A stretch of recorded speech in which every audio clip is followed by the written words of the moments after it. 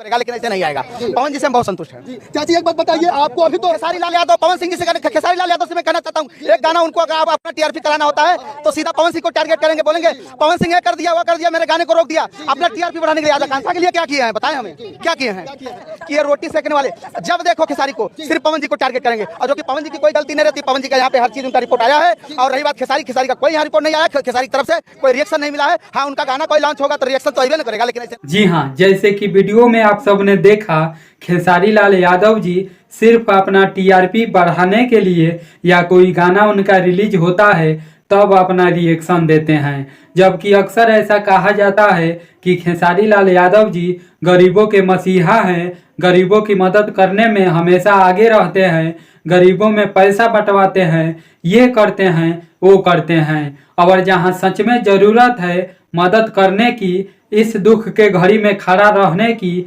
वहां खेसारी लाल यादव जी का कोई आता पता नहीं है। वहीं पावर स्टार पवन सिंह जी आकांक्षा दुबे के परिवार वालों से फोन करके बात किए हैं कि हम इस दुख के घड़ी में हमेशा आप सबके साथ हैं। जी।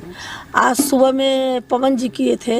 पवन सिंह जी? हाँ, पवन सिंह जी किए थे। और होना भी चाहिए, क्योंकि आकांक्षा दुबे एक भोजपुरी परिवार का सदस्य थी और इंसानियत के नाते खेसारी लाल यादव जी को भी आगे आना चाहिए और आकांक्षा दुबे के परिवार वालों के साथ खड़ा रहने की जरूरत है। खड़ा होना चाहिए, खेसारी लाल यादव जी को भी मदद करना चाहिए। आप सबका क्या कहना है इस पर कमेंट बॉक्स में जरूर बताएं। वीडियो देखने के लिए धन्यवाद।